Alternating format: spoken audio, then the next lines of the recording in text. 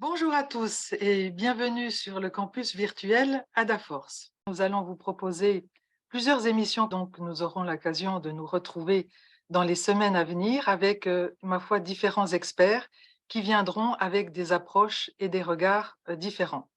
Aujourd'hui, nous allons aborder les 5 principes essentiels d'apprentissage issus des neurosciences. Nous sommes ensemble pour environ 1 heure 10. Ce webinaire se veut interactif. Je vous conseille d'avoir votre téléphone à portée de main. Vous allez en avoir besoin dans quelques instants pour être en interaction avec notre intervenant. Vous pourrez aussi utiliser le chat pour transmettre vos commentaires et vos questions. Et pour animer ce webinaire, nous avons le plaisir aujourd'hui d'accueillir un expert en neurosciences, Christophe Peffer, avec notre partenaire Naobi. Bonjour Christophe, comment allez-vous? Bonjour. Ouais, ça va bien, Corinne, merci. Je suis ravi d'être là. Eh bien, écoutez, on est ravis de vous avoir avec nous. Merci de nous accompagner sur ce module de neurosciences. Et avant de vous passer la parole, j'aimerais, si vous le voulez, vous présenter en quelques mots. Mhm. Alors, vous êtes d'abord et avant tout un soignant en secteur psychiatrique depuis 1997. Mhm. Aujourd'hui, vous êtes cadre de santé, vous exercez toujours d'ailleurs. Absolument. Vous êtes également coach, formateur et consultant, et vous dites trouver du sens à accompagner les individus et les équipes à remettre du sens dans leur quotidien personnel et professionnel. Le tout, si possible, dans le plaisir et la légèreté. Oui, c'est compatible. Quel Mhm. programme!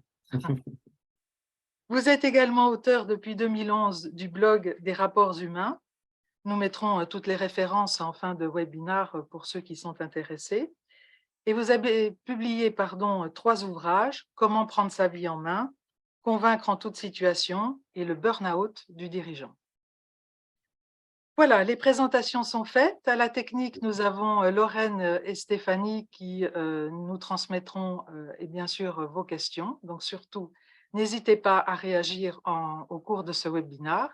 Et sans plus attendre, nous avons hâte d'écouter Christophe. Donc Christophe, je vous laisse la parole. Merci. Merci, Corinne. Mais ce que je vais faire, c'est que je vais directement partager la présentation. Donc, Très vous bien, allez normalement voir apparaître mon écran. Hop, voilà.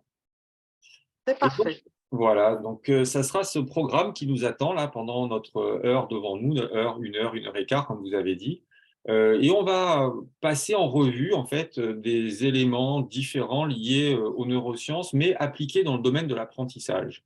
Donc on va faire une petite introduction tous ensemble. On va voir les 5 principes essentiels dont vous avez parlé tout à l'heure pour optimiser un apprentissage.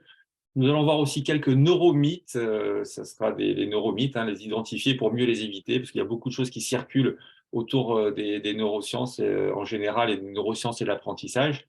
Et du coup, on va essayer un petit peu de trier le bon grain de livret.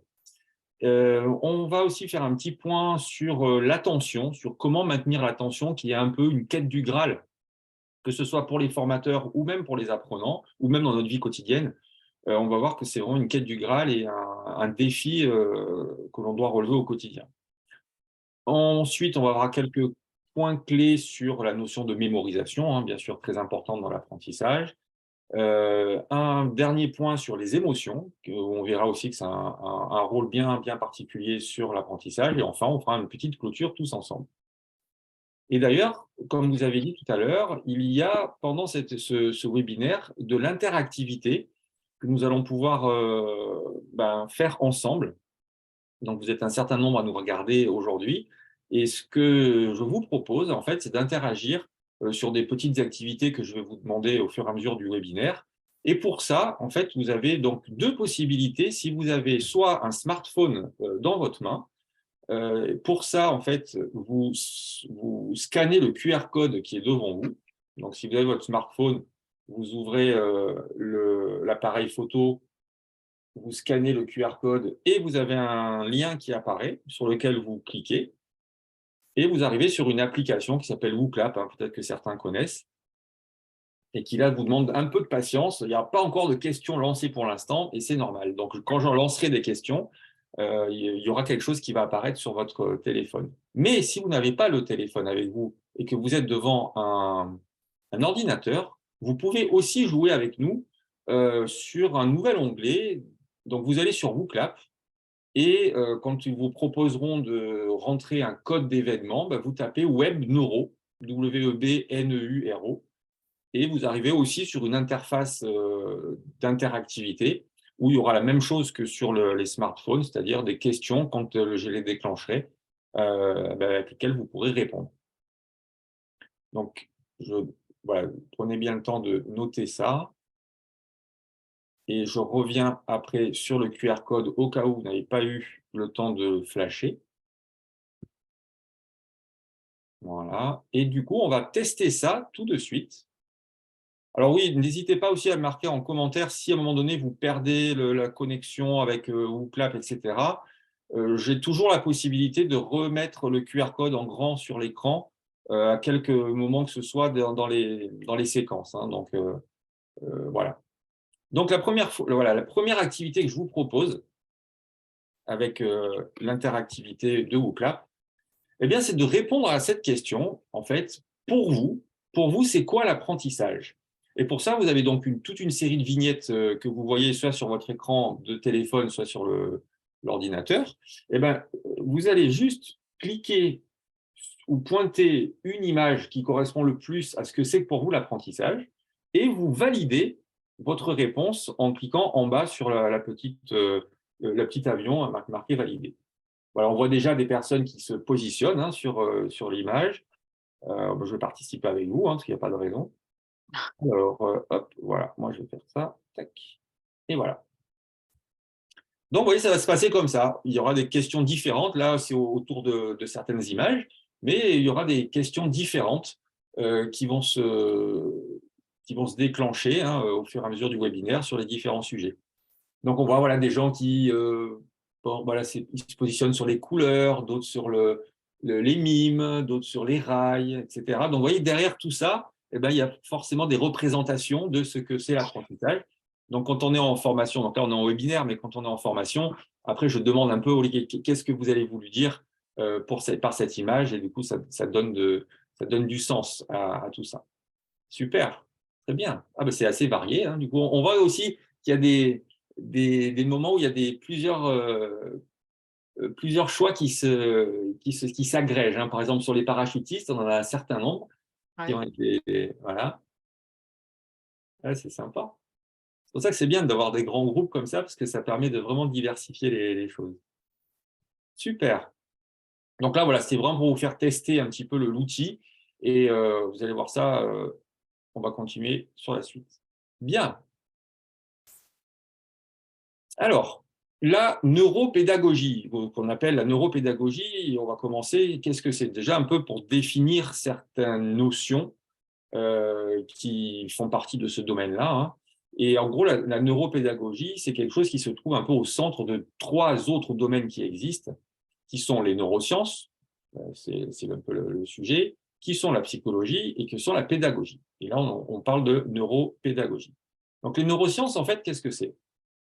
C'est une discipline, hein, la neurosciences, qui concerne l'étude du fonctionnement du système nerveux depuis les éléments les plus élémentaires, que ce soit des molécules, cellules, synapses au niveau du cerveau, jusqu'à ceux qui sont un peu plus intégratifs, qui portent sur les fonctionnements comportementaux, en fait, sur les fonctions comportementales et les fonctions cognitives.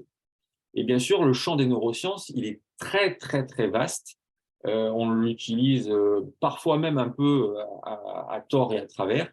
Mais au départ, voilà, c'est une discipline qui, bien sûr, s'intéresse au cerveau et à tout son fonctionnement. Ensuite, la psychologie, beaucoup de gens connaissent, c'est une science aussi qui a pour but de comprendre la structure et le fonctionnement de l'activité mentale et des comportements qui y sont associés. Et enfin, la pédagogie, dont le terme désigne en fait des méthodes et des pratiques d'enseignement et d'éducation, ainsi que toutes les qualités requises pour transmettre un savoir, quel qu'il soit. Et donc, faire preuve de pédagogie, ça signifie enseigner un savoir ou une expérience par des méthodes qui sont adaptées à un individu ou à un groupe d'individus. Donc, c'est l'idée de la neuropédagogie, c'est comment on peut se servir des connaissances relativement récentes du cerveau, hein, donc grâce aux neurosciences, comment on peut se servir de ça pour améliorer en fait l'apprentissage et tout ce que l'on peut mettre en place dans un apprentissage quel qu'il soit. Je vous propose un petit échauffement pour commencer à faire marcher un petit peu les neurones, justement. Et cet échauffement, ça va être le suivant. Ça va être juste des opérations simples, vous allez voir. Donc là, je déclenche une nouvelle activité. Donc, vous pouvez reprendre votre smartphone ou votre ordinateur. Et en fait, la question est la suivante. Combien font 9 fois 8? Donc là, vous notez votre réponse dans le petit champ prévu à cet effet, vous validez. Et là, voilà, on voit quand même que… Ah, une petite erreur qui s'est glissée là-dedans. OK, mais on voit qu'en On dira majorité… rien, on dira rien. On voit qu'en majorité, effectivement, vous avez répondu et vous répondez 72. C'est OK. Parfait. Allez, je passe à la suite. C'est vraiment pour vous échauffer. On va augmenter un poil l'intensité, la difficulté. On va l'augmenter un tout petit peu. Ça met un peu de temps à charger, c'est normal. Hop, voilà, je déclenche. Et voilà, deuxième question. Combien font 11 fois 11? Alors, on va voir. Hein, normalement, ça devrait être assez rapide aussi dans les réponses. Voilà, on voit. Hein. Donc, les vieux réflexes de notre table de multiplication quand on était plus jeune. Voilà, ça s'enchaîne, c'est bien. On est dans la bonne tranche. OK? Et je vais augmenter un petit peu la difficulté avec une troisième proposition. Et on va voir si vous allez être aussi rapide. Je vais déclencher l'activité. Alors voilà, maintenant je vous demande 2 têtes de résultats de multiplication. Facile. Voilà. Ah, bizarrement, bizarre, il n'y a personne qui vote là. Comment ça se fait? OK, bon. Alors bon, bien sûr que c'est très, très compliqué. On pense même que c'est impossible. C'est aussi possible. On pourrait arriver à penser ça. Ah, bon, peut-être. Alors là, du coup, je ne pourrais même pas vous dire. Peut-être certains ont leur calculette avec eux. Mais en tout cas, il y a une personne qui a répondu à cette question de tête. Et cette personne, je vais vous la montrer. C'est une Indienne qu'on appelle une super calculatrice. Et je vais déclencher la vidéo pour que vous puissiez voir sa réalisation. Zero. Okay, now the question is 2, 4, 5, 9, 3, 7, 2, 8 multiplied by 3, 8, 7, 2, 2, 1, 3, 6. Now tell me, Ayaz, you want me to give you the answer from this side to this side or this side to this side? I don't think I want the answer. What I tried. Go backwards. I think let Chandrasekhar decide. Chandrasekhar, do you want the answer from this side to this side or this side to this side? No, we'll keep the unconventional method later on. Let's go the conventional route first. This way you mean? Yeah, we have enough problem digesting the whole multiplication. No, stuff. this way? Yeah. This way? Why don't we do it differently? What about the panel? Would you prefer the other way?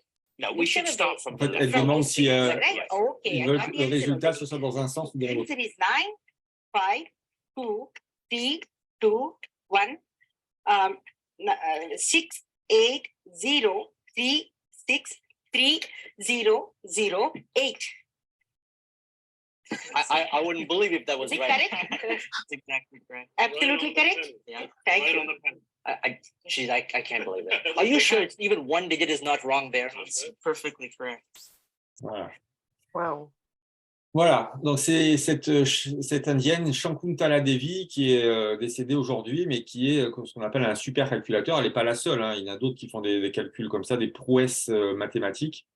Alors bien sûr, c'est très spécifique hein, comme prouesse, mais c'est pour illustrer que c'est une humaine comme nous, elle a un cerveau comme le nôtre, à part qu'elle a sûrement entraîné son cerveau d'une certaine manière pour pouvoir arriver à ces prouesses-là. Et ça marche dans plein d'autres situations. Je vous prends un autre exemple.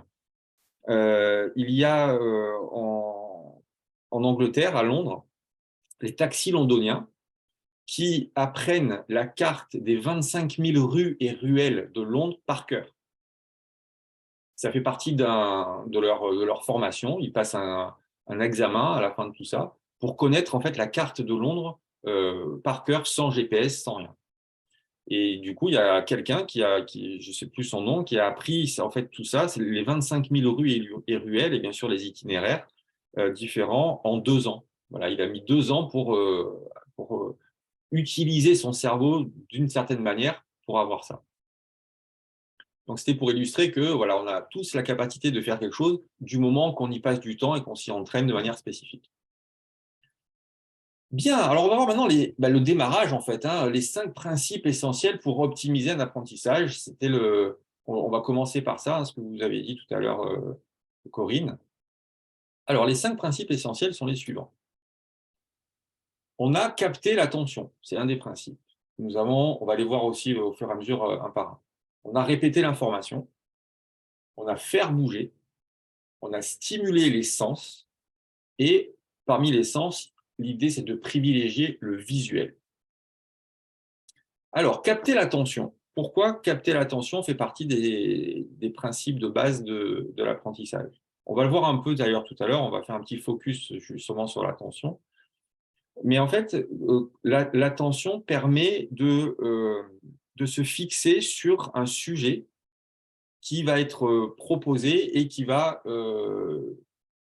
se servir de base, en fait, pour tout le reste de l'apprentissage. Sans attention, il ne peut pas y avoir d'apprentissage derrière. On va le voir, ça va être le socle de toute la pyramide de l'apprentissage. Donc, le fait de capter l'attention, c'est un peu un défi, que ce soit pour nous en tant que formateurs ou même dans n'importe quelle circonstance, pour pouvoir justement au moins ouvrir une porte à ce qui va pouvoir rentrer après derrière cette porte. Ça, c'est le premier principe, de capter l'attention. Et quand on est d'ailleurs en situation d'apprentissage, c'est-à-dire quand on est apprenant, l'idée, c'est de pouvoir aussi, ça c'est un petit tips de démarrage, de se couper au maximum de toutes les sources de distraction qui pourraient justement perturber ou parasiter notre attention sur le sujet qu'on doit apprendre. Ça, c'est déjà un premier élément. Deuxième principe, répéter l'information. Tout le monde se souvient de nos poésies quand on était enfant, ou même on parlait des tables de multiplication tout à l'heure. Pour que ça rentre, à un moment donné, quand ça rentre dans la tête, il faut les répéter sans cesse et sans cesse et sans cesse. Donc là, on est sur l'apprentissage du par cœur, qu'on appelle du par cœur. Mais on se rend compte aujourd'hui que, sans parler de par cœur, mais le fait de répéter une information que l'on souhaite retenir, d'une façon ou d'une autre, c'est ce qui favorise en fait non seulement la création, mais le renforcement des connexions neuronales pour pouvoir utiliser en fait ces réseaux de plus en plus facilement et qu'on puisse restituer l'information que l'on a apprise à un moment donné, qu'on puisse la restituer de plus en plus facilement. Donc Christophe, pour nos étudiants, oui. Pour nos étudiants, il vaut mieux, quand on révise pour les examens, faire ça de manière répétée plutôt que de répéter la veille, de réviser, pardon, la veille de l'examen. Absolument, absolument. Et en fait, quand on agit comme ça, ça revient à répéter l'information, mais il y a même un mot bien spécifique qui fait partie justement des neurosciences et de l'apprentissage. Quand on agit comme ça, on fait ce qu'on appelle de la réactivation. C'est-à-dire que quand il y a, on va dire, je donne un exemple, un sujet qui est abordé pour la première fois dans un cours. On va dire, voilà, un mardi, le sujet est abordé la première fois dans le cours. Réactiver le contenu, c'est déjà le soir même, de revoir et de relire le cours sur lequel on a passé du temps dans la journée. Mais que le sujet lui-même doit être revu aussi, admettons, une semaine après, sous différentes formes. Ça peut être des formes d'exercice, ça peut être une forme d'une autre lecture sur le même sujet, ça peut être la forme d'une vidéo que l'on regarde, mais l'idée, c'est de réactiver les neurones qui ont été sollicités au départ par l'apprentissage nouveau. Et c'est comme ça qu'on répète, du coup, ce qu'on appelle répéter l'information, qu'on répète une information pour qu'au moment où on doit la restituer, cette information, parce que quand on en a besoin ou pour un examen ou quoi que ce soit, que l'accès à l'endroit où cette information a été stockée, il devienne plus simple, en fait, tout simplement. Voilà, et là, vous avez dit que se créer de nouvelles connexions neuronales à ce moment-là, qui vont favoriser ou consolider la mémorisation, c'est ça? C'est ça. Tout apprentissage, en fait, c'est de manière très schématique, hein, tout nouvel apprentissage, c'est une nouvelle connexion entre deux réseaux de neurones, en fait. C'est aussi schématique que ça. Quand on apprend quelque chose pour la première fois, il y a des neurones qui se connectent ensemble. Mais le truc, c'est que si on ne réactive pas ça, qu'on n'entraîne pas ça, c'est aussitôt connecté, aussitôt déconnecté, quoi. C'est-à-dire que s'il n'y a rien qui est fait pour réactiver, le truc est oublié. En revanche, quand on réactive de plus en plus ce groupe de neurones qui a été de manière très fragile connecté au départ, on renforce en fait, on renforce la connexion et du coup on y a accès plus simplement. On lit parfois un conseil de lire, par exemple, un texte avant de se coucher, et on dit que la nuit, le cerveau travaille. Est-ce que c'est vrai, ça? Mais ça fait partie des neuromythes. Alors, il n'y est pas aujourd'hui. Il n'y est Oui. pas aujourd'hui, mais c'est un neuromythe, en fait. Parce que là, si vous voulez, l'apprentissage, c'est quelque chose d'actif. L'apprentissage passif, ça n'a jamais été montré que c'est quelque chose qui soit très efficace. Au contraire, c'est plus on est actif dans un apprentissage et qu'on sollicite du coup différents endroits, différentes fonctions de notre cerveau, plus l'apprentissage sera renforcé. Et d'ailleurs, on va le voir un petit peu aujourd'hui avec ce qui va suivre. Donc, deuxième principe, répéter l'information. Le premier, je le rappelle, c'était de capter l'attention. Deuxième, répéter l'information. Ensuite, faire bouger. Alors, pourquoi faire bouger? Quel est le lien, quel est le rapport avec le fait de favoriser l'apprentissage? Ça se passe toujours pareil au niveau du cerveau, et plus précisément à l'arrière du cerveau. On a un bout de cerveau en fait, qui s'appelle le cervelet, qui sert pour tout ce qui est équilibre, tout ce qui est déplacement dans l'espace, etc. Et en même temps, il a aussi une fonction dans l'apprentissage et le fait de retenir des informations. Et donc, le fait de bouger, de se mettre en mouvement, ça peut favoriser justement l'apprentissage et le fait de retenir des informations.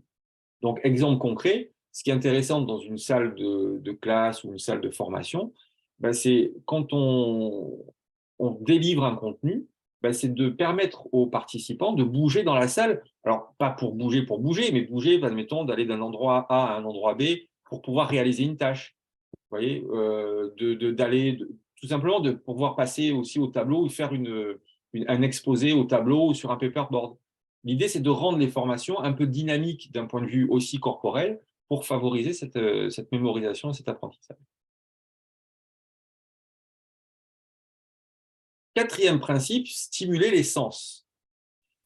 Alors, on a les 5 sens que tout le monde connaît, hein, et le fait de stimuler les sens, pourquoi les sens? Parce que c'est simplement notre interface avec le monde extérieur.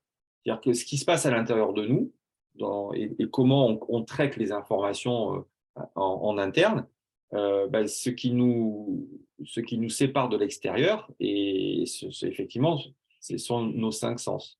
C'est-à-dire ce que l'on voit, ce qu'on écoute, ce qu'on touche, ce qu'on goûte ou ce qu'on sent, c'est quelque chose qui est de l'extérieur et qui après est traité comme information à l'intérieur. Et plus on stimule les sens sur un sujet d'apprentissage, plus on pourra favoriser justement la mémorisation.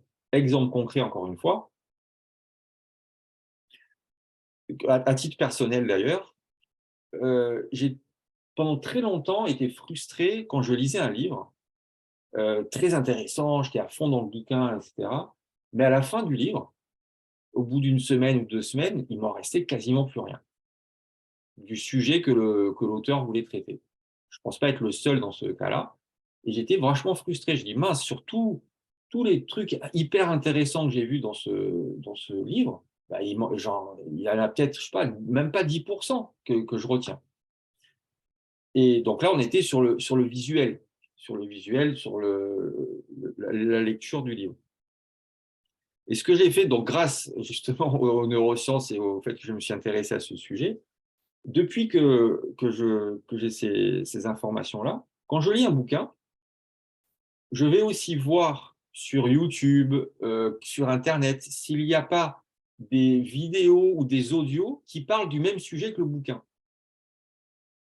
Pour non seulement multiplier une information avec un nouveau sens, qui est celui de l'écoute, admettons, mais aussi pour reprendre le principe qu'on a vu tout à l'heure, de répéter l'information. Vous voyez?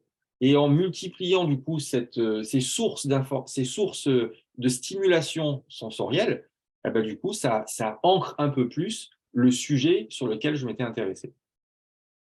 Et c'est comme ça que le truc, il reste après, par la suite. Mais parmi tous ces sens, il y en a un quand même qui a privilégié, c'est le visuel. Pourquoi? Pour une raison purement statistique, il y a 80% de la population mondiale qui est à dominante visuelle. Donc, ce n'est pas pour rien qu'on dit, vous savez, l'expression qui dit « une image vaut 1000 mots ». Voilà, ben, on est un peu là-dedans. C'est-à-dire qu'une image, elle est assez percutante, on est attiré par cette image.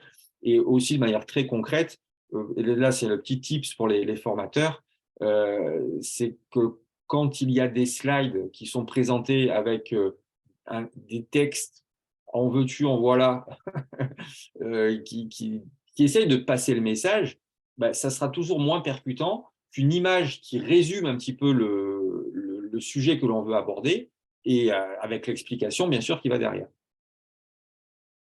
Parce que des slides qui sont uniquement avec des mots, ben, c'est bien sur le moment, mais en termes d'impact et en termes justement de rétention d'informations, voilà, on peut faire mieux. Donc, je répète les 5 principes liés à l'apprentissage, hein, capter l'attention, répéter l'information, faire bouger, stimuler les sens et tout en privilégiant le visuel. J'ai une question, Christophe. Ça tombe très bien. Intéressante. Oui. Peut-on changer notre dominante pour un autre sens? Et est-il possible de s'entraîner? Alors oui, s'entraîner, oui. Alors la dominante, on va voir quelque chose là, dans quelques minutes, hein, si vous voyez, parce que quand on l'a vu ensemble, hein, on va voir un petit peu par rapport à ça. Mais oui, on peut s'entraîner à justement se stimuler tous les sens. Alors, au niveau du goût et de l'odorat pour l'apprentissage, bien qu'il y a quand même une profession dont l'apprentissage ne passe que par l'odorat. Vous voyez laquelle je veux dire ou pas? Les nez. Ceux qui créent les parfums? Oui, absolument, ce qu'on appelle des nez. Mhm. J'habite à Cannes, à côté de Grasse, et Grasse étant la capitale du parfum. Et quand j'avais été fait une visite dans les usines de parfum, ben, il y a des écoles de nez, il n'y en a pas beaucoup en France, je crois qu'il y en a 2, et les études durent 5 ans. Ça m'a paru énorme. Et en fait, pendant 5 ans, Ouais. c'est impressionnant. Pendant 5 ans, les personnes donc, apprennent, donc là, on est encore dans l'apprentissage, apprennent à reconnaître toutes les essences possibles et inimaginables avec les différents mix qu'ils peuvent faire les uns avec les autres. Et donc là, on est clairement sur un apprentissage qui est avec un seul sens, du coup, qui est celui de l'odorat. Donc oui, on peut s'entraîner. À la question, peut-on changer notre dominante pour un autre sens? Est-ce qu'à un moment donné, on a une dominante et après, on peut en avoir une autre? Non, là, je Parce suis qu'on pas, non, là, je suis pas sûr. On ne peut pas changer l'une pour l'autre. En revanche, on garde notre dominante telle qu'elle est. Par contre, on peut développer les autres justement en s'entraînant que ce soit à l'écoute avec de l'audio, que ce soit même au niveau kinesthésique, si on veut apprendre un nouveau mouvement, etc. Regardez les danseurs, par exemple. Les danseurs, leur apprentissage des chorégraphies, etc., ça passe essentiellement par le corps. Et après, ils utilisent bien sûr leur audition avec la musique qui va derrière pour pouvoir associer les deux. Mais l'apprentissage corporel dans la danse, encore une fois, c'est une forme d'apprentissage. Vous pouvez juste nous expliquer, Christophe, peut-être pour ceux qui ne savent pas ce que c'est le mot kinesthésique? Oui, c'est tout ce qui est lié au toucher ou au mouvement, en fait. Ah. C'est un Donc il y a sens. visuel, auditif. Visuel, Et auditif, kinesthésique, le goût et l'odorat. C'est les 5 sens de notre condition d'être humain. Ouais. Y a-t-il d'autres questions avant que je passe au chapitre suivant? Non, pas pour le moment. On Ok. peut continuer. Et nous allons voir maintenant quelques neuromythes, enfin des propositions, et du coup vous allez voir hein, des choses qui peuvent faire partie des neuromythes. Et donc pour ça, on va pouvoir de nouveau interagir ensemble. Il va y avoir donc une nouvelle activité. Donc, si votre smartphone s'est éteint, vous pouvez actualiser la page que vous allez voir pour arriver au bon endroit. Voilà, ça va s'afficher, c'est un peu long. Je vais déclencher l'activité. Voilà, normalement, vous avez l'activité qui est disponible, que ce soit sur votre téléphone ou sur l'ordinateur. Et donc là, vous allez pouvoir voter sur cette proposition. Hein. Donc, on ne sait pas encore, hein, on va voir ensemble si c'est un neuromythe ou pas. Cette proposition qui est, nous n'utilisons que 10% de notre cerveau. Donc, à votre avis, est-ce que c'est un mythe ou une réalité? Donc, si vous choisissez que c'est un mythe, vous cliquez sur mythe et vous validez. Si vous pensez que c'est une réalité, ben, vous faites la même chose avec réalité. Alors, c'est là où ça devient intéressant, parce que là, on peut laisser un peu de temps aux gens qui sont connectés pour pouvoir voter. Et donc, nous avons pour l'instant une majorité de personnes qui se positionnent sur la proposition « nous n'utilisons que 10% de notre cerveau » comme quelque chose qui est une réalité. OK. Et bien, du coup, on va donner je vais valider la réponse que les personnes donnent et on va voir juste après si elles ont raison ou pas. C'est là tout l'intérêt. OK, ça a l'air de se stabiliser.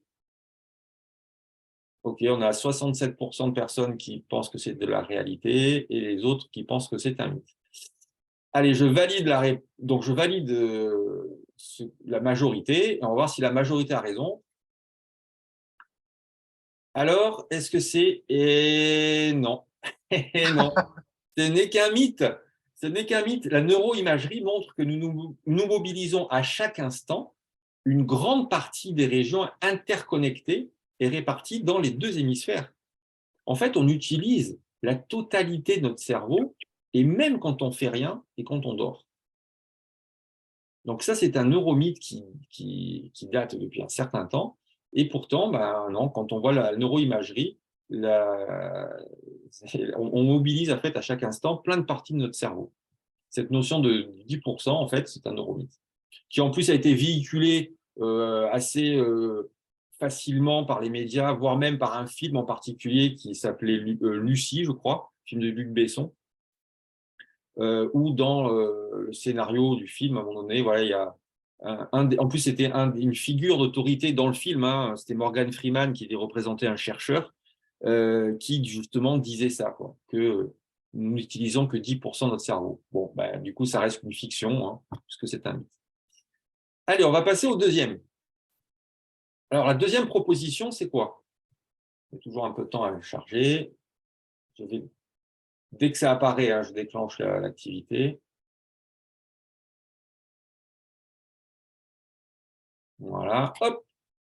Voilà, cette deuxième proposition, c'est la suivante, que notre cerveau, il est multitâche. Alors, vous votez, est-ce que c'est un mythe ou est-ce que c'est une réalité? Vous votez et vous validez, enfin vous envoyez. Le cerveau est multitâche. Alors, nous avons une large majorité de personnes qui se détachent. Sans doute parce qu'il y a une majorité de femmes. Je plaisante, hein, je plaisante. Ouais. Ok. Une grande majorité de personnes qui pensent que le cerveau est multitâche. Eh ben, on va voir ça. Hein. On va voir ça. Ok, écoute, là, je pense qu'on ne va pas pouvoir inverser la tendance. Je pense que c'est comme ça. Du coup, on va voir encore une fois hein, si la majorité, à 83% des personnes qui ont voté, pensent que c'est une réalité. Du coup, je valide ça. Et on va voir. Hop. Et non, les amis. Et non. Le multitâche est un mythe. Alors, tout le monde va se dire « Ah, mais c'est pas possible, j'arrive à faire plein de choses en même temps. » Sûrement, mais votre cerveau, en fait, il ne marche pas comme ça. Cumuler les tâches en parallèle sature les capacités cognitives rapidement. Il y aura une diminution de performance ou d'attention sur l'ensemble des tâches à faire. Ce n'est pas pour rien que dans le code de la route, la notion de téléphoner ou d'écrire des SMS au volant soit prohibée, quoi. Mais en fait, comment ça marche? Parce que c'est vrai qu'on peut avoir l'illusion qu'on peut faire plein de choses en même temps. Et certains le font concrètement. Hein. Mais ce n'est pas parce qu'on le fait concrètement que notre cerveau, lui, fait les choses en parallèle. Ce qui se passe quand on pense faire du multitâche, c'est que notre cerveau, il fait rapidement des switches, en fait, entre une tâche et une autre. Donc, ça peut se passer très vite, c'est un fait, mais ce sont des choses qu'il fait de manière séquencée. Il passe d'une tâche à une autre, puis il revient à la première tâche, puis peut-être il en refait une autre, etc., etc. Donc, ce n'est que des switches qui se font les uns après les autres et qui nous fait donner l'illusion qu'on peut faire plusieurs choses en même temps. Mais si on revient en contexte d'apprentissage, et c'est là où ça peut être intéressant, c'est que si on veut optimiser un apprentissage, c'est un peu ce que je disais tout à l'heure avec l'attention, tout ça est lié. Le fait de se couper de stimulation extérieure ou d'autres activités qu'on peut soi-disant mener en parallèle, bah, du coup, ça, quand même, ça facilite le travail de notre cerveau pour intégrer les données que l'on souhaite apprendre. Ça lui facilite la tâche, en gros. Vous voyez?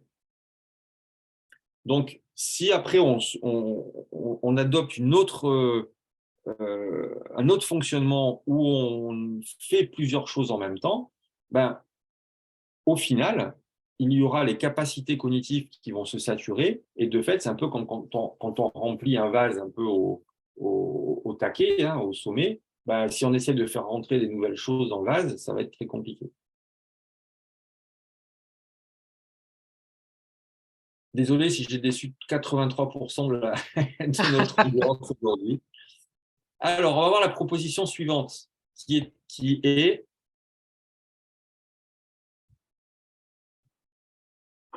toujours un petit délai. Hein.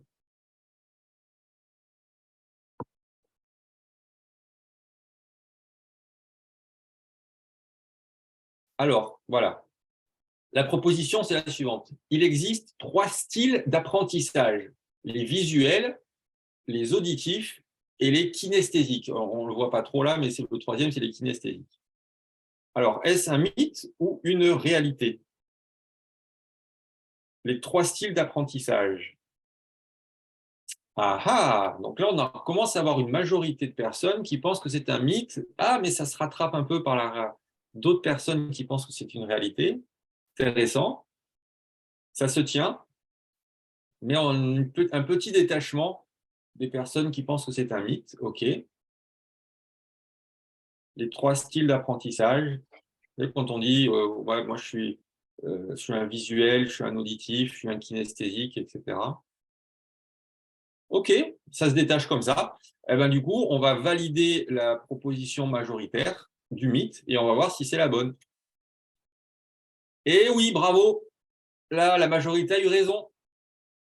C'est que les neurosciences montrent que nous n'avons pas des styles d'apprentissage, mais plutôt des préférences. C'est un peu ce qu'on disait tout à l'heure. Et du coup, en formation, ce qui est important, c'est plutôt de fournir de la diversité à l'ensemble des apprenants et pas forcément de s'inquiéter ou de focaliser sur si quelqu'un il est plus visuel, cognitif ou kinesthésique, parce que ça n'a pas de fondement. Donc, bravo. C'est intéressant aussi, Christophe, en management aussi. Oui, complètement. Complètement. Tout à fait. Parce que si vous voulez, l'idée, c'est en fait de se débarrasser de ce neuromythe et du coup de se prendre la tête un peu en disant voilà, alors comment je vais faire avec lui parce que je sais qu'il est un peu plus visuel, du coup je lui montrer des choses. Ou alors, si on pense que c'est une personne, elle est plus auditive, ah bah du coup, je vais essayer de lui expliquer ou d'avoir un ton de voix qui peut être plus adapté à sa préférence, etc. L'idée, elle n'est pas forcément là. L'idée, c'est un peu ce que les neurosciences proposent, c'est de multiplier les inputs, en fait, hein, de multiplier les styles, les, les informations d'une manière ou d'une autre pour pouvoir justement stimuler les 5 sens. On revient à l'un des principes de l'apprentissage qu'on a vu tout à l'heure. Allez, encore un petit.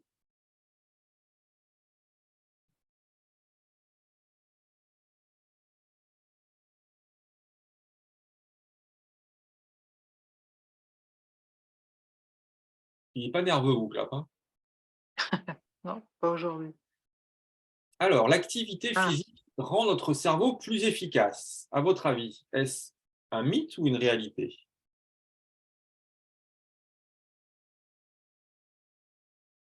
OK. Donc là, on a une grosse majorité de personnes qui pensent que c'est une réalité. Je vais juste accélérer un tout petit peu, hein, pour éviter de trop passer de temps, parce que là, de toute façon, on a une grande majorité de personnes qui pensent que c'est une réalité. On va vérifier et effectivement, bien vu, les individus qui ont un niveau de forme physique plus élevé réussissent mieux et en moins de temps à exécuter des tâches qui impliquent du contrôle cognitif. Il y a une étude qui a été menée en 2015 sur ça. C'est aussi, on va dire, basiquement une question d'oxygénation dans le cortex préfrontal, hein, dans le cerveau. Donc, on se remet tous au sport. C'est conseillé. Et je crois qu'on arrive au dernier.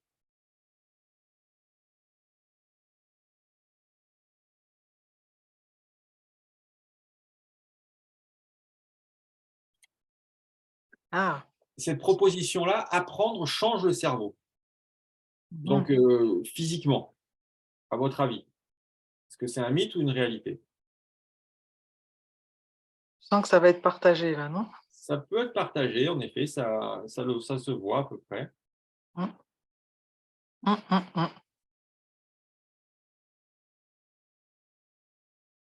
OK. Donc, la majorité pense que c'est un mythe. Ça a l'air d'être se stabiliser comme ça. OK, ben, je vais donner la validation par rapport au mythe. Apprendre change le cerveau. On va voir si c'est juste.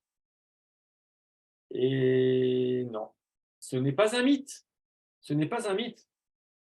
Il y a quelque chose qui s'appelle la plasticité cérébrale. Peut-être que certains en ont entendu parler. C'est une propriété fondamentale du cerveau. Ben, lorsqu'on apprend, les réseaux de neurones peuvent constamment changer le cerveau, et physiquement parlant.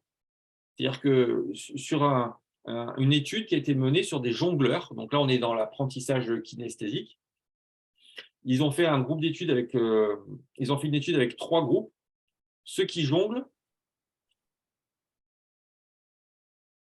non, avec 2 groupes, ceux qui jonglent et un groupe témoin en fait. Et ils ont donc fait de l'imagerie au niveau de leur cerveau, et ils se sont aperçus au bout d'un certain temps d'apprentissage que ceux qui avaient appris à jongler, eh ben, il y avait on va dire, je les schématise comme ça, mais il y avait de la matière cérébrale qui avait été créée, en fait, parce que un groupe de neurones s'était formé, s'était renforcé grâce à la répétition des mouvements. Versus le groupe témoin, où là, ben, il n'y a rien il y a rien qui s'est fait de plus. Donc, l'apprentissage change réellement le cerveau. Bien. Maintenant, nous allons nous intéresser à cette fameuse attention. Est-ce qu'il y a des questions peut-être avant, Corinne, sur Je le sujet regarde. du neuromythe? Non, pas pour le moment. OK. Donc cette fameuse attention, c'est notre quête du Graal, des formateurs. Et là, avec tout le monde, je vais faire une petite expérience. Vous allez voir dans la slide d'après une vidéo dans laquelle il va y avoir des joueurs de basket. Et la consigne que je vous propose, c'est de compter le nombre de passes que se font les joueurs de basket, hein, en t-shirt blanc. Voilà, donc vous verrez une équipe, et ils se font des passes. Et donc l'idée, c'est vraiment de compter le nombre de passes que se font les joueurs en t-shirt blanc. Attention, on va lancer la vidéo, soyez très attentifs. Hop, et c'est parti. This is a test of selective attention. Count how many times the players wearing white pass the basketball.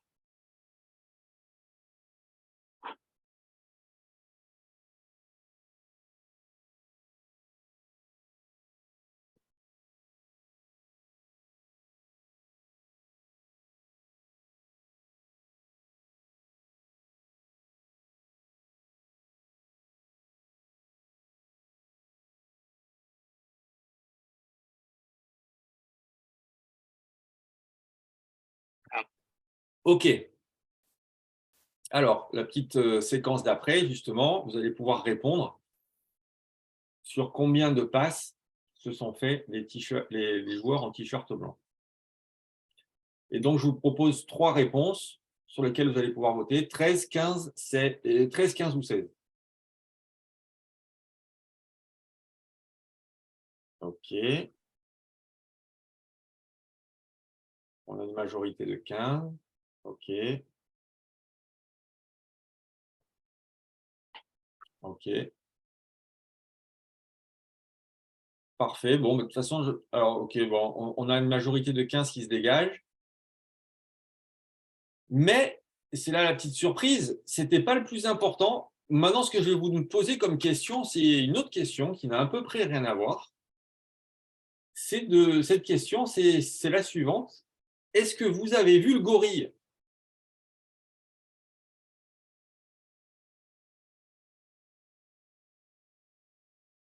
OK.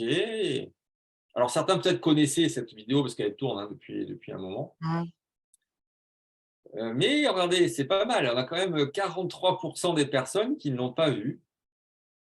OK. 57% l'ont vu. OK. Très bien. Et du coup, alors, c'est intéressant parce que les 43% disent mais d'où ça sort ce gorille? D'où ça vient? Du coup, je vais revenir en arrière sur la vidéo et je vais du coup vous montrer comment ce gorille est apparu. Alors, attends, on va aller un peu plus loin. Tac, tac, tac. This is a test of selective Attends, attention. hein. Tac. Et où là? Count how many times the players wearing white pass the basketball.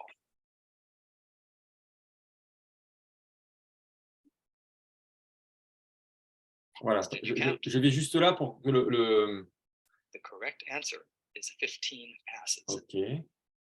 But did you see the gorilla?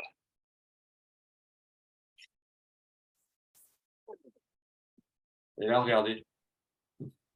C'est énorme. En plus, il prend son temps, quoi. C'est ça qui est excellent. Voilà. This video Et dans Alors, ça, oui, alors qu'est-ce qui fait qu'on ne le voit pas, alors justement? parce que notre attention, elle a été focalisée sur une consigne, sur quelque chose de, c'était le but de la consigne, sur le nombre de joueurs, le nombre de passes que les joueurs en t-shirt blanc faisaient. Du coup, là, notre attention était tellement focalisée là-dessus que ça masquait en fait un autre élément qui est venu, qui n'avait rien à voir et qui est venu au milieu de la scène en question. C'est ce qui montre la puissance de l'attention, justement. Oui. Et on va dire en creux, ça montre aussi que notre attention, elle est aussi très volatile. C'est-à-dire que là, parce que la consigne était faite en sorte de vraiment focaliser l'attention sur quelque chose, mais que d'une autre manière, notre attention, elle peut aussi très, très vite s'évaporer. Donc, on se dit, quand on est formateur, c'est compliqué. C'est un défi. C'est un C'est un défi, défi, ouais. c'est un défi de trouver des moyens pour garder nos apprenants le plus attentifs possible sur les sujets que l'on souhaite partager. Et vous voyez, c'est un peu ce que je vous disais en introduction. Activer l'attention, c'est le socle de la pyramide de l'apprentissage. Parce que sans attention, il n'y a pas de compréhension, ou moins bien, moins de compréhension. S'il n'y a pas de compréhension ou un défaut de compréhension, l'apprentissage, apprendre, ça devient compliqué. De fait, mémoriser la chose que l'on doit apprendre, ça part encore très très loin. Et enfin, il n'y a quasiment pas d'utilisation de ce que l'on a pu éventuellement mémoriser. Donc, on voit bien que sur l'attention, il y a tout le reste de l'apprentissage. C'est sur l'attention, du moins, que tout le reste de l'apprentissage repose. D'où le défi. D'où le défi. Et j'ai mis cette petite image qui a parlé à plus d'une personne, parce qu'aujourd'hui, dans notre société actuelle, on est face à un vrai défi qui sont des tueurs d'attention, en fait. Et ces tueurs d'attention, c'est pour ça que moi j'ai préféré l'utiliser avec vous comme quelque chose comme un outil, parce qu'on l'a tout le temps avec soi, plus que comme un détracteur ou un perturbateur d'attention. Parce qu'au niveau voilà, de nos téléphones, ce petit objet, il focalise notre attention, enfin il la dilue même, il la dilue notre attention et il diminue notre capacité attentionnelle. C'est un peu ce qu'on se disait hier quand on a préparé le webinaire. C'est qu'au fur et à mesure du temps, et avec toutes les applications qui existent aujourd'hui, telles que TikTok, où on va dire la durée de la vidéo, elle est extrêmement courte en fait. Et avec un scrolling infini pour toujours avoir un nouveau contenu en fait qui apparaît, bah ça crée une diminution de notre capacité d'attention.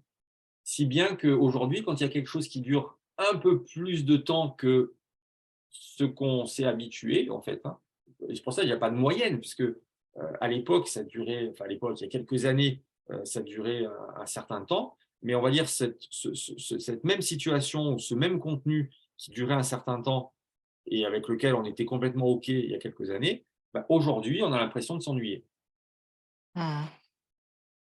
Et je vais vous donner l'exemple des scénarios de films.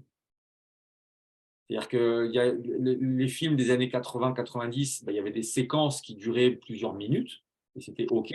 Aujourd'hui, vous prenez des films des années 2010 jusqu'à aujourd'hui, les séquences à l'intérieur des films, elles sont de plus en plus courtes. Oui, on le voit, hein, on zappe énormément, ouais, très vite.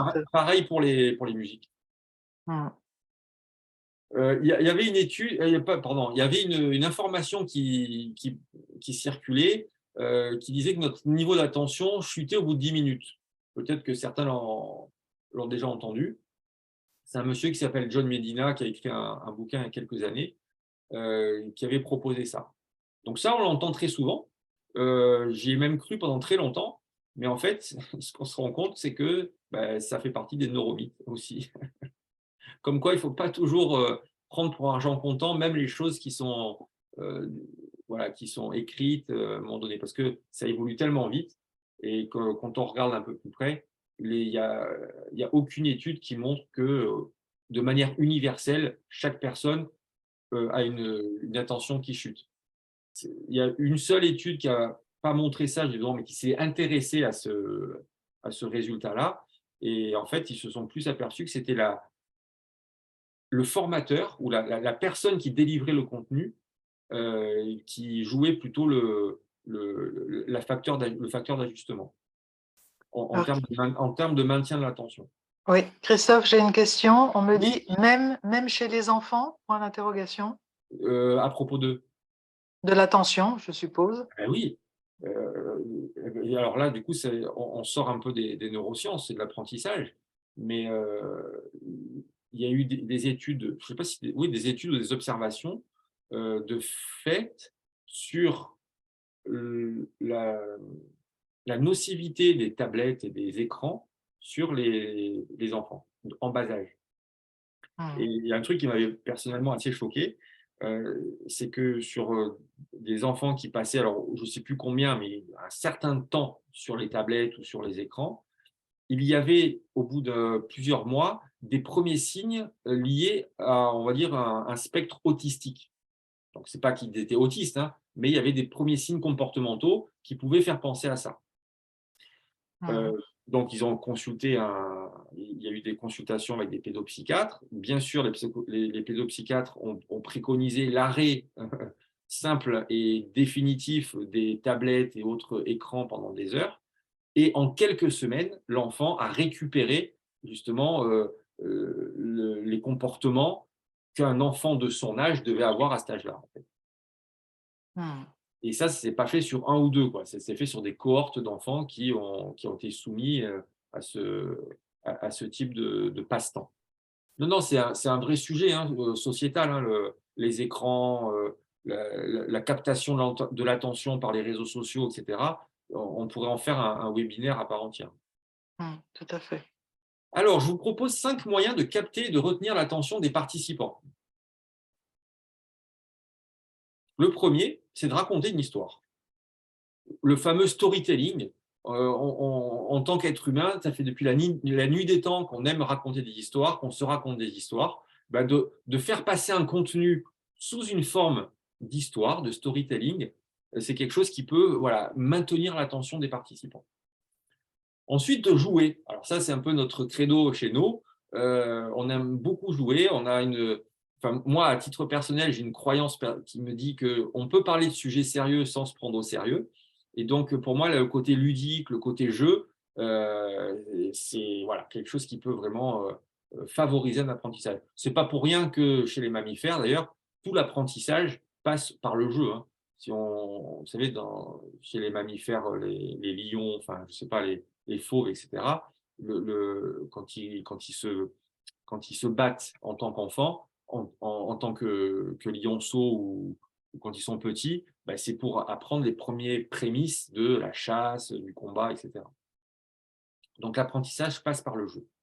Résoudre des énigmes, et là c'est pour une raison bien simple aussi, ça favorise l'attention, c'est parce qu'en fait en résolvant, déjà en se penchant sur une énigme, on est focalisé dessus, donc on a l'attention qui est concentrée, mais en plus de ça, quand on trouve la solution à l'énigme, on a le petit effet eureka, vous savez, la petite décharge de dopamine qui arrive dans le cerveau et qui nous rend heureux, quoi, qui nous fait éprouver un peu de plaisir.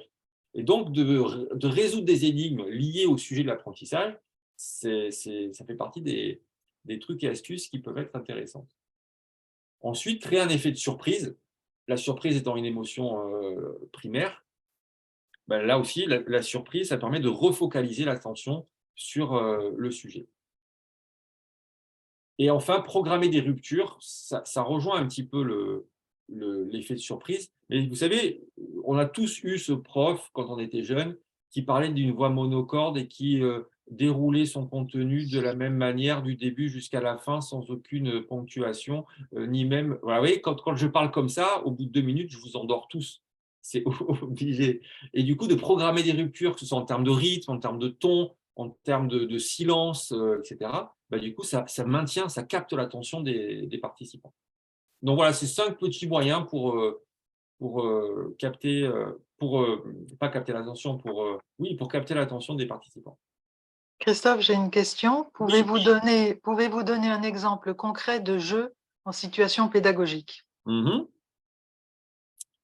Alors, rien que ce qu'on fait aujourd'hui déjà, c'est un jeu. Les interactions qu'on fait ensemble, c'est un jeu que l'on fait avec le smartphone. Après, il y a des je prends un exemple très concret d'un jeu qui est si vous devez délivrer un contenu qui est un peu rébarbatif. L'idée, c'est de pouvoir donner ce contenu, admettons, vous faites 3 équipes ou divisez la classe ou la formation en 3 équipes, vous donnez le même contenu de manière à ce que les personnes puissent en faire des questions. Ils s'approprient le contenu, ils lisent le contenu, ils se posent des questions, ils écrivent des questions. Et après, c'est de faire une forme de quiz à 3 équipes où l'équipe A pose des questions à l'équipe B pose des questions à l'équipe C et l'équipe C pose des questions à l'équipe A. Et ça, c'est un jeu, typiquement, un jeu que l'on peut mettre en formation. Et comme les personnes ont l'impression de jouer, elles jouent quand même sur un contenu qui leur est délivré. Donc, le contenu est transmis, utilisé, réfléchi et réactivé après par le jeu de quiz qu'ils peuvent faire les uns avec les autres. Et ça, c'en est un parmi des centaines et des centaines. La ludopédagogie, d'ailleurs, repose là-dessus. Oui, je pense qu'on fera un webinar sur la ludopédagogie. Ah oui, ça, c'est… Parce qu'il y a beaucoup de choses à dire. Oui. Beaucoup de choses à dire. Et c'est tout un domaine, de toute façon. Il y a des bouquins qui sont là-dessus. Sur le web, il y a pléthore d'exercices et de jeux qui existent pour faire passer des contenus d'apprentissage. Bien. Eh bien, on avance. On va voir un peu la mémorisation maintenant. Quelques clés sur la mémorisation. Un petit rappel de base.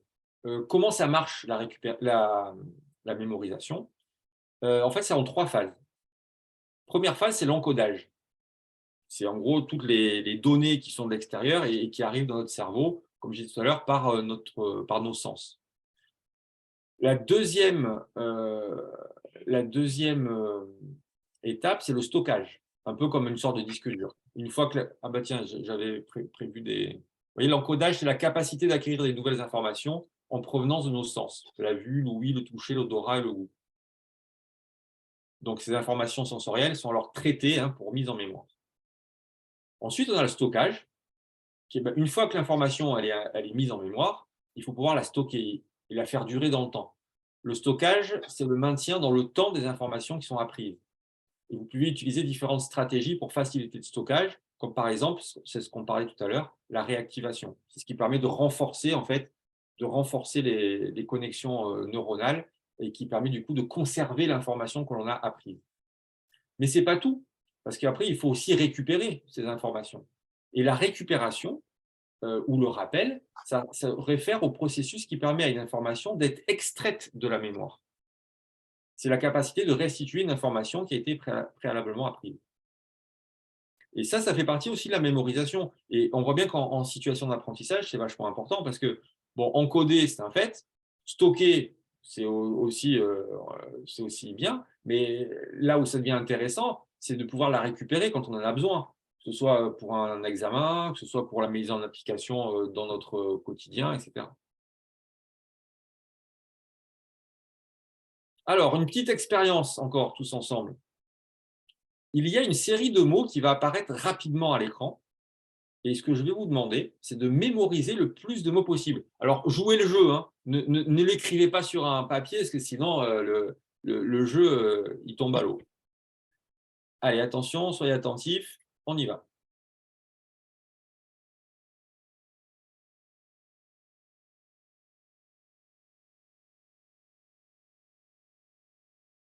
OK.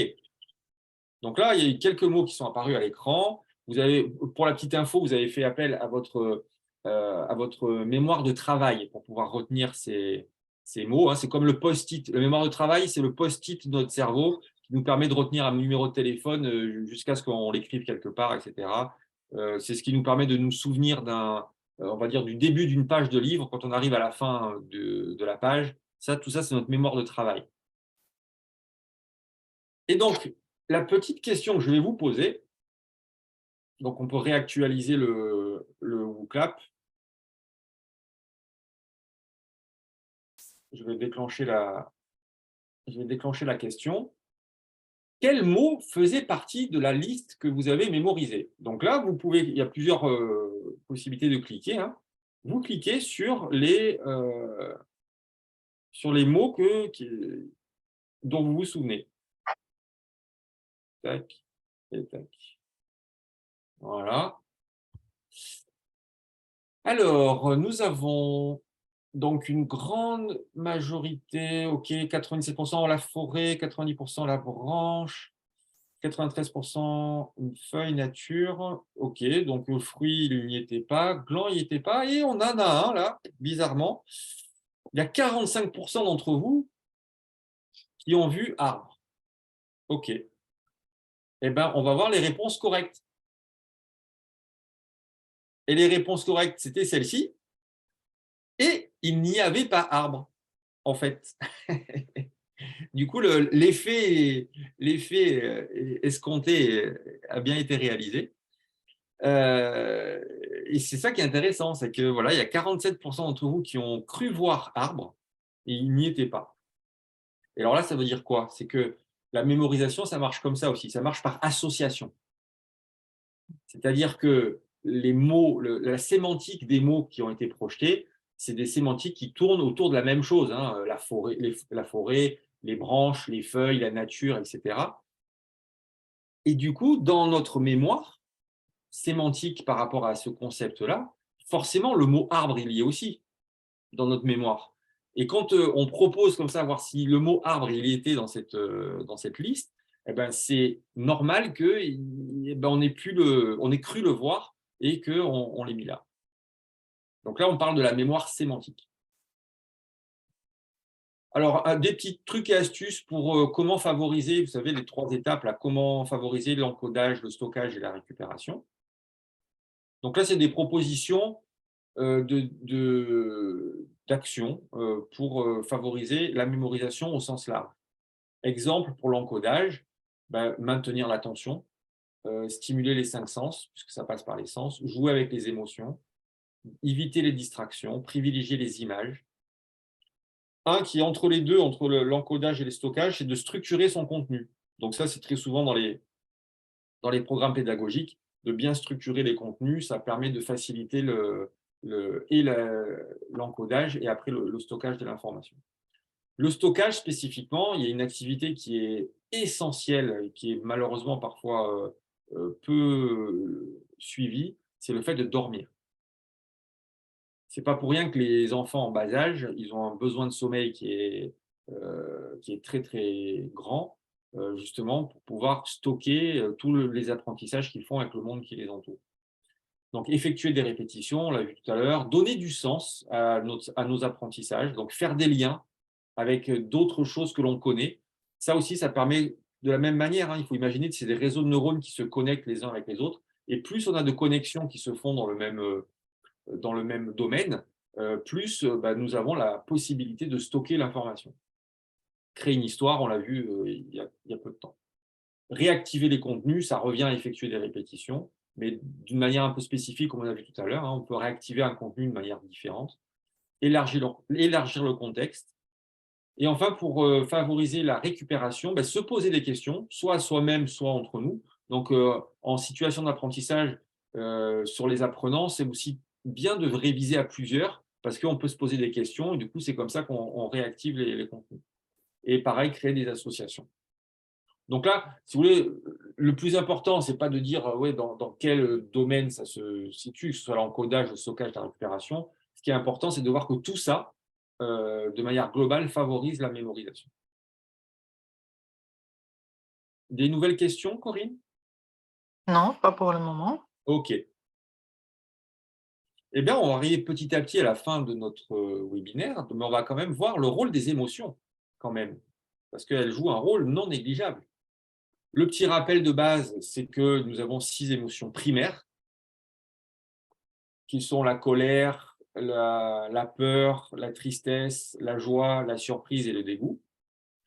Pourquoi celle-là? Parce qu'il y a un monsieur qui s'appelle Paul Ekman, qui est un chercheur en psychologie américain, qui a observé que dans les différentes cultures autour du monde, quand nous vivons une situation qui nous déclenche cette émotion-là, enfin, c'est l'une de ces 6 émotions-là, nous avions tous les mêmes micro-mimiques du visage.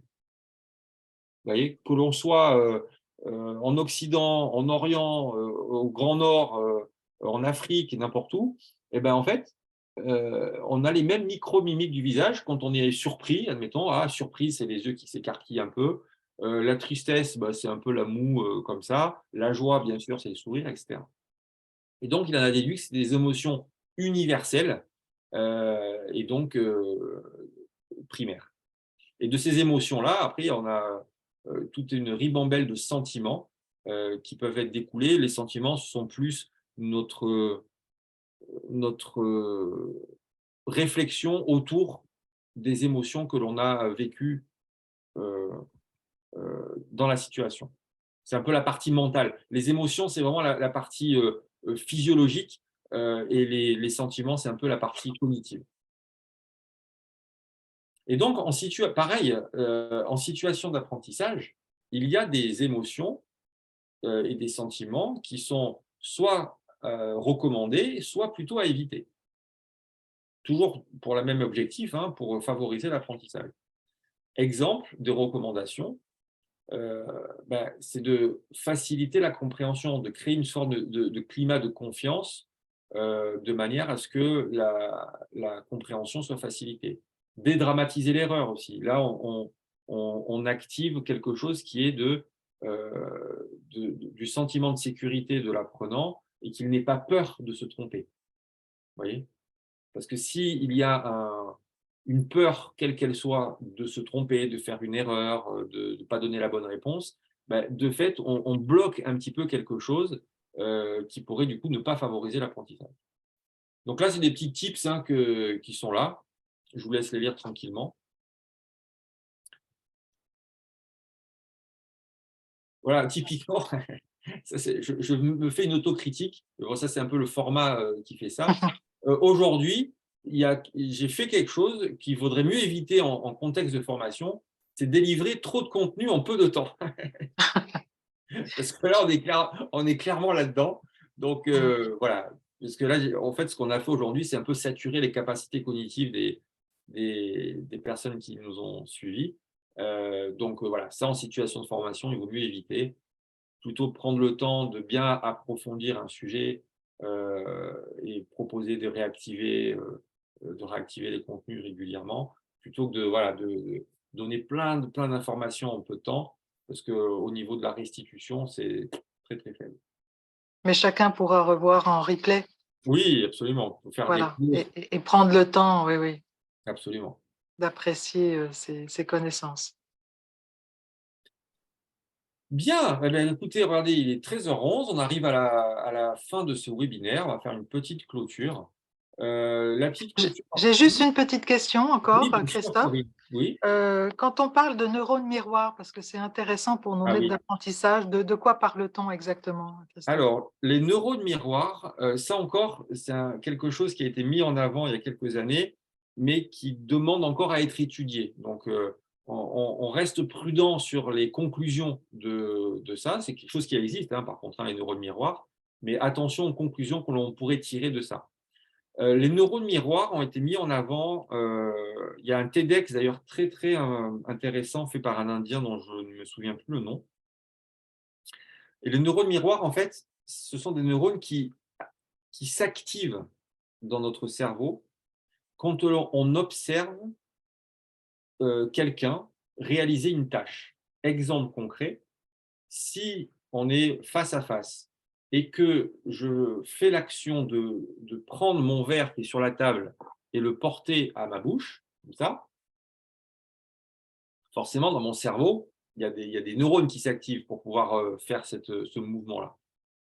Donc moi, je le réalise, cette action. Et en fait, vous qui m'observez, ça a été donc montré, hein, eh ben, il y a les mêmes types de neurones du mouvement de prendre la main, de prendre le verre avec la main et de le rapprocher de la bouche. Il y a les mêmes neurones qui s'activent. Alors que vous ne faites rien. Hmm. Et c'est en ça qu'on appelle ça des neurones miroirs.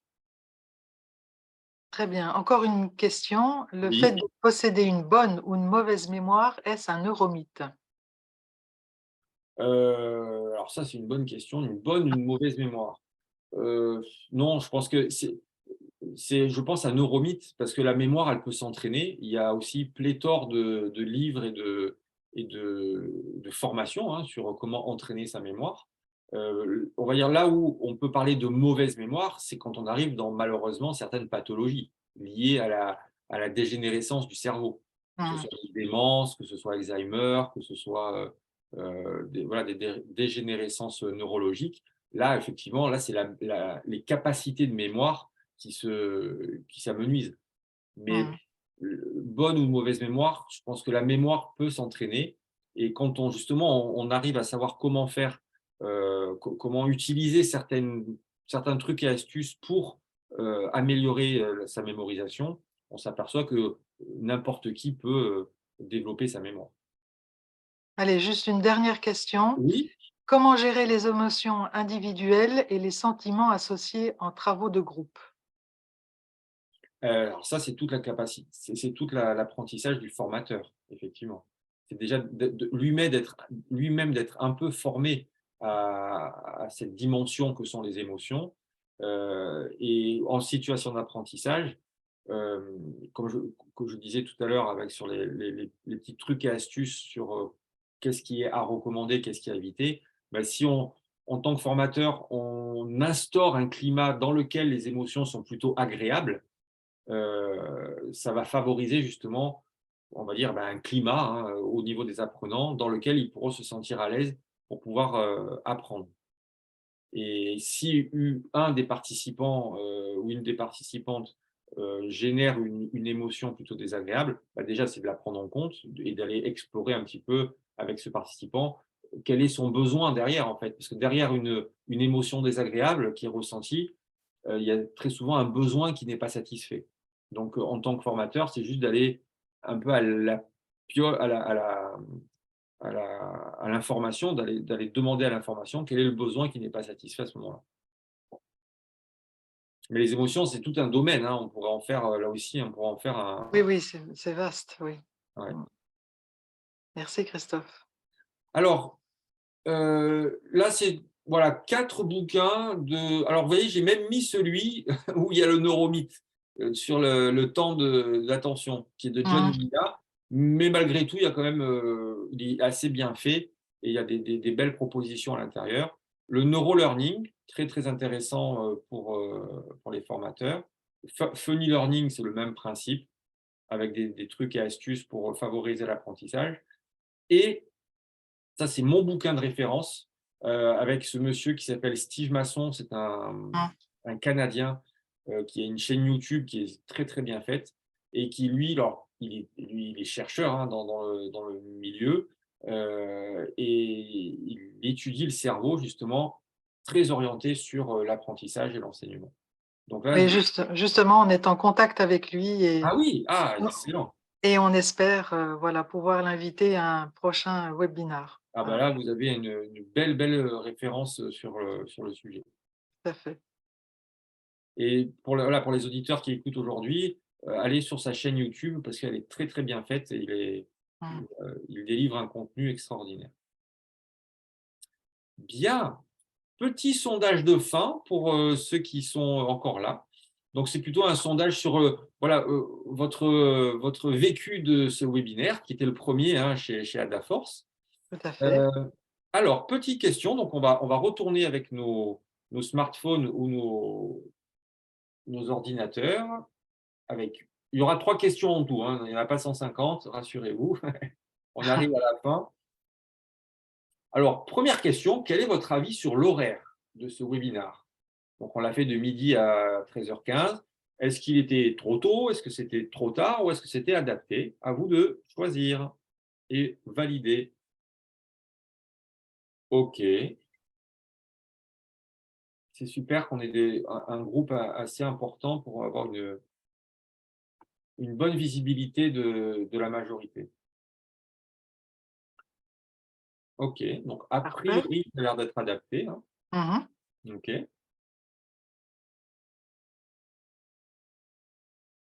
On va laisser encore quelques petites secondes. Parfait. Donc voilà, a priori, l'heure a l'air de convenir à la majorité. Ensuite, deuxième question.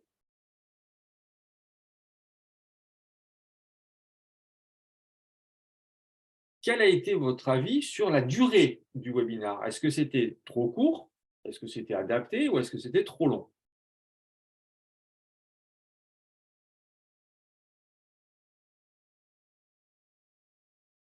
OK. C'est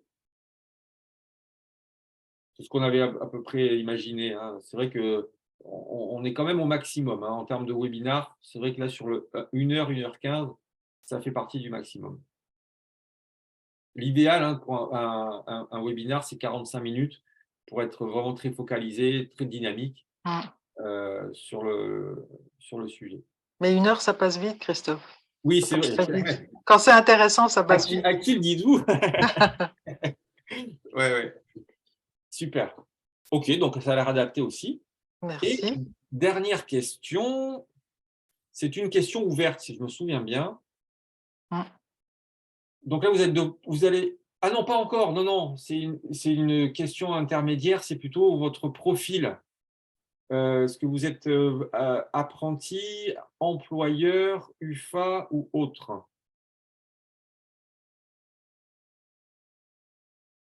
Voilà, comme ça, on peut avoir une tendance un peu générale de nos participants du jour. Fait.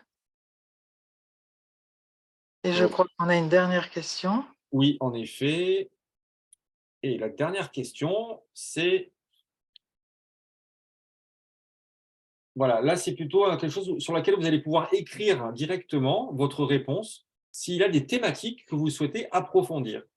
Donc là, on mise sur le groupe pour que vous puissiez nous partager les différents sujets, hein, des thématiques que vous souhaiteriez approfondir. Donc, vous écrivez votre réponse et vous validez comme vous avez fait jusqu'à maintenant. Et donc, tout ça va s'afficher à l'écran en direct. Alors, la ludopédagogie, on en a parlé. La ludopédagogie, ça ressort bien. Alors, attendez, est-ce que je ne peux pas le mettre différemment? Ah, voilà. Les émotions, ça ressort aussi. L'aspect ludique, OK, donc on revient sur la ludopédagogie. Les résistances, intéressant. Je fais défiler un peu, hein. L'intelligence émotionnelle, donc on reste sur les émotions. OK, super. Le stress, je pense que c'est ce que ça a voulu. On va voir prochainement une série sur le stress. Ah, Donc, super oui, intéressant. oui, très prochainement. Ouais. La concentration, les outils de formation. Ouais, c'est super parce que vous voyez, en grand groupe comme ça, on a beaucoup de contenu en très peu de temps et ça Tout à donne, fait. des orientations sur la suite, c'est super. Neurosciences affectives et apprentissage, bah, voilà, on revient encore sur les émotions, super. Sur la dynamique de groupe. Ah, bah, vous voyez, on a beaucoup, beaucoup de. Bon, on sait ce qu'il nous reste à faire, Ouais, Christophe. voilà, c'est ça. Oui, les émotions, je pense que c'est vraiment un Ouais, thème, c'est un beau sujet, hein. c'est un beau sujet, oui. Ouais. Enfin, tout est intéressant, hein, Ouais.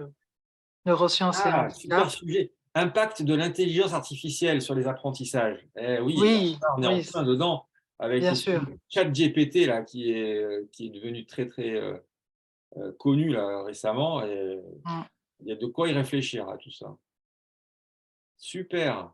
Eh ben, merci pour vos Ben, merci contributions. oui, merci à tous pour les interactions, pour vos partages dans le WooClap là, et surtout toute cette matière que vous nous proposez. C'était top. Mais Christophe, il nous reste à vous Ben, remercier infiniment. avec grand plaisir. J'arrête le partage, comme ça on se revoit un peu Voilà. en grand. Merci à tous ceux qui se sont connectés aujourd'hui. Vous étiez nombreux. Merci. On se retrouve, eh bien, écoutez, le 14 février, le jour de la Saint-Valentin, pour parler cette fois de diversité et inclusion. Il y aura toute une série sur ce sujet-là. On se retrouvera dans quelques semaines, toujours sur les neurosciences, sur d'autres sujets, d'autres thématiques, et on va s'inspirer de ce que vous nous avez dit aujourd'hui. Et puis le 2 mars, nous aurons une intervenante qui nous parlera d'un sujet, qui nous posera la question: qu'est-ce qui nous rend unique? Voilà, c'est tout un programme aussi. Et surveillez, eh bien, venez sur le campus pour voir l'agenda. Il y aura la gestion du stress qui va effectivement apparaître, je pense, à partir d'avril-mai. En tout cas, il y a tout un programme qui vous attend tout au long de l'année. Encore merci beaucoup, Christophe. Avec plaisir. Bonne journée à Peut-être tous, à une prochaine fois, du coup. mais je l'espère très vivement. Merci, bonne journée à tous. Au revoir.